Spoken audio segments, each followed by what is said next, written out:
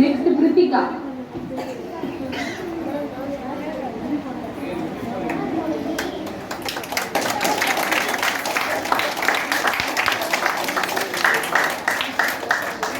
வாழ்க வையகம், வாழ்க வளமுடன். Good evening to all. My name is S. Kritika. I am studying 4th standard. I am going to talk about Mr. Dr. APJ Abdul Kalam. He was born in October 15, 1931 at Rameshwaram district in Tamil Nadu. He was also an inspirational speaker, writer, poet, researcher and educationist. He a real hero, but true meaning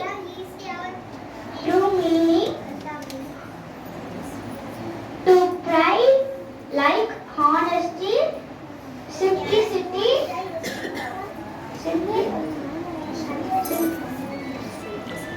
and self-discipline. Thank you. Have a nice day.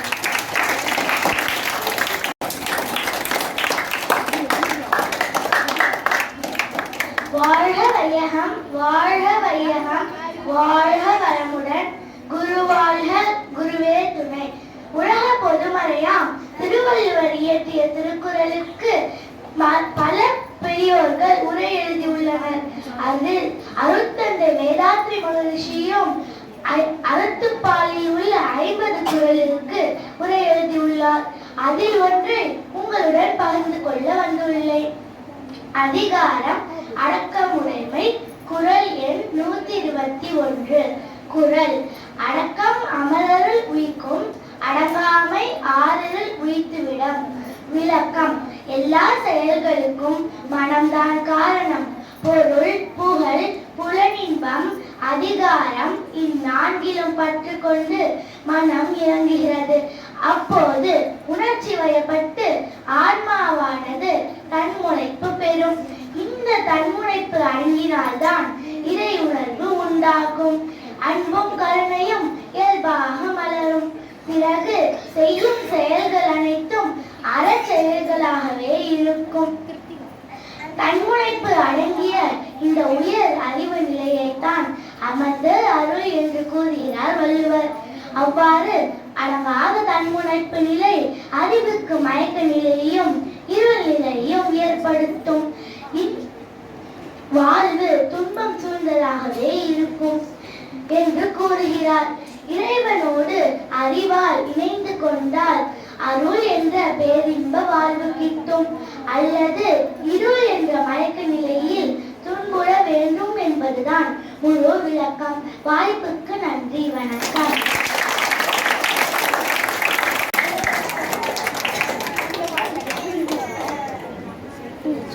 வாழ்க வையகம், வாழ்க வையகம், வாழ்க வளமுடன்.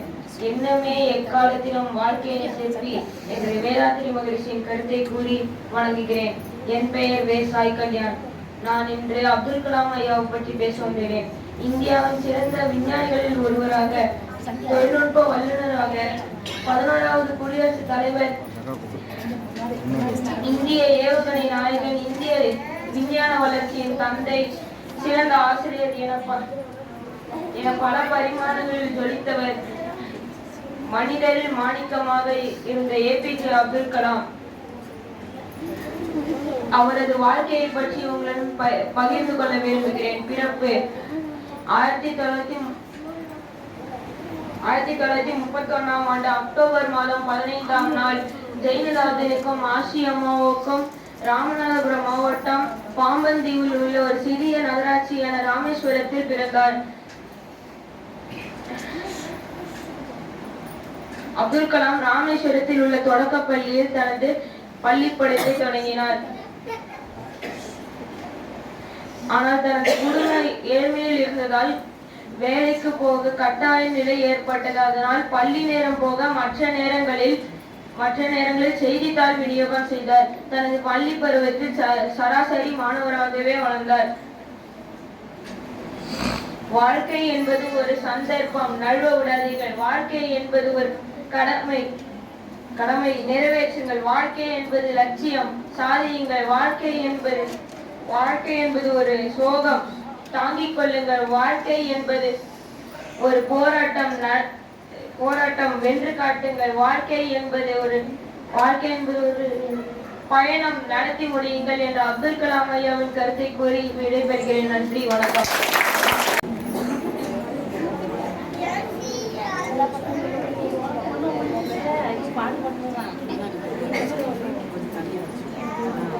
கொஞ்சம் முன்னாடி தரேன்.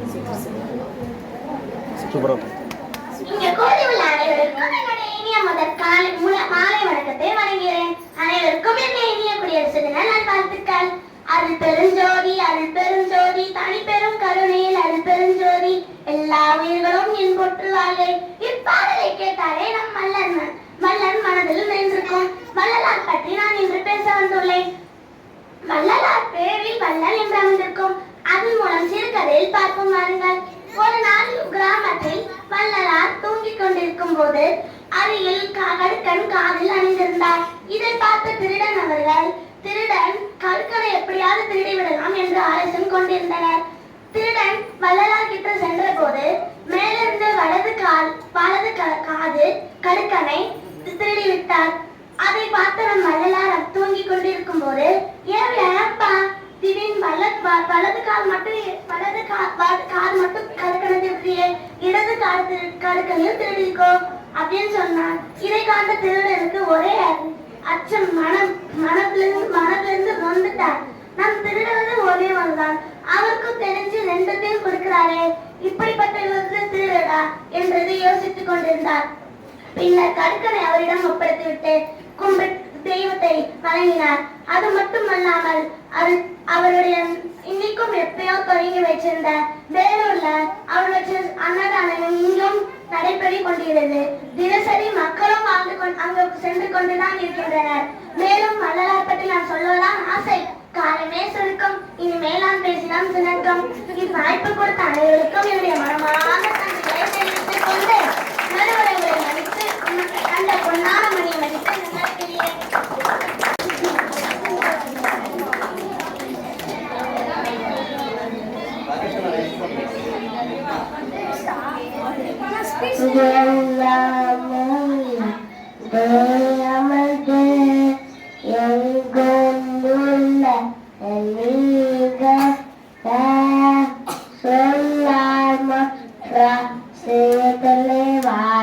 காணும் என்ற துன்பவன் கண்ணமற்ற செய்யத்துள்ளவர் காணும் என்ற துன்பவன் கண்ணமற்ற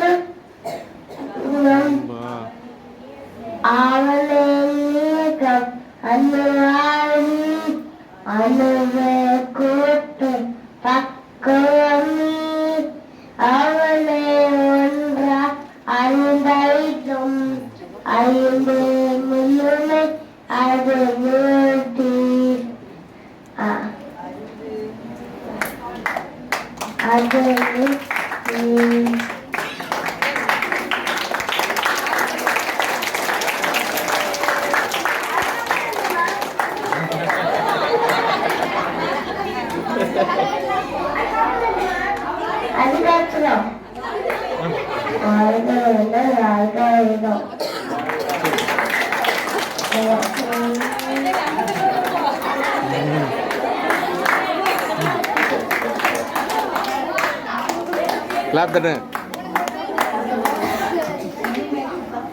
அதுக்கப்புறம் என் பெயர் ராகேஷ் கண்ணன். நான் 5ஆம் வகுப்பு படிக்கிறேன்.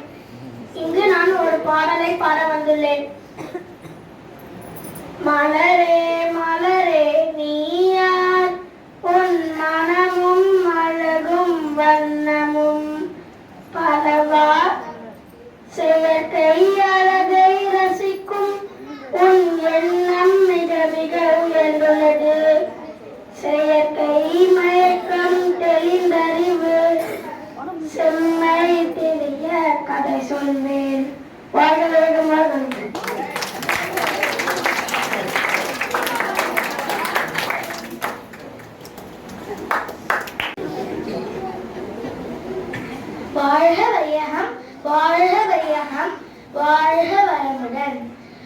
அழுத்தமெனும் முந்தாற்றல் ஒன்று கொண்டு அணு முதலாய் அந்த கோடி அனைத்தும் ஆக்கி அழுத்தமெனும் முந்தாற்றல் ஒன்று கொண்டு அணு முதலாய் அந்த கோடி அனைத்தும் ஆக்கி வழுத்துமோர் அறிவு முதல் ஐந்தும் மாறும் வழுத்துமோர் அறிவு முதல் ஐந்தும் மாறும் வகை வகையாய் உயிரினங்கள் தோற்றுவித்து வகை வகையாய் உயிரினங்கள் தோற்றுவித்து முழு திறனுடன் காத்து முடிக்கும் மேலாம் முழு திறன் உடன் காத்து முடிக்கும் மேலாம் முழு முதல் பொருளே நம் அறிவாயாகும் முழு முதல் பொருளே நம் அறிவாயாகும் பழுத்த நிலை வரும் வரையில் நீ நான் என்றோம் பழுத்த நிலை வரும் வரையில் நீ நான் என்றோம் பதமடைந்தோம் ஒன்றானம் பரமானந்தம் பதமடைந்தோம் ஒன்றானம் பரமானந்தம். வாழ்க வளமுடன்.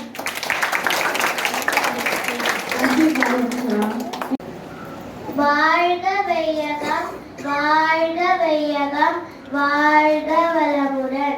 குருவே சரணம். நான் இப்போது மாணிக்க வாசகர் எழுதிய திருவாசகத்தில் உள்ள திருப்பொன்னூசலை பாடப் போகிறேன். சீரார் பவழம் காண் முத்தங்கையிலாக எழரும் பொற்பலகை எழிலி தமர்ந்து நாராயணன் அறியா நான் மலர்ந்தாள் நாயடியர்க்கு ஊராக தந்தருளும் உத்தர கோசமங்கை ஆராரா அமுதின் அருள்தாரினை பாடி போரார்வர் கண்மரவீர் பொன்னூர் செல்லாடமோ மூன்றகு கிழங்கு நயனத்தின் மூவாத வாத்தங்கதவர்களும் காணாமலரடிகள் தேத்தம் இடித்திட்டு தமதுரி தாத்தெளிது அங்கே மூத்தங்கி நின்றடக்கம் உத்தர கோசமங்கை கோர்த்தங்கி கிடந்த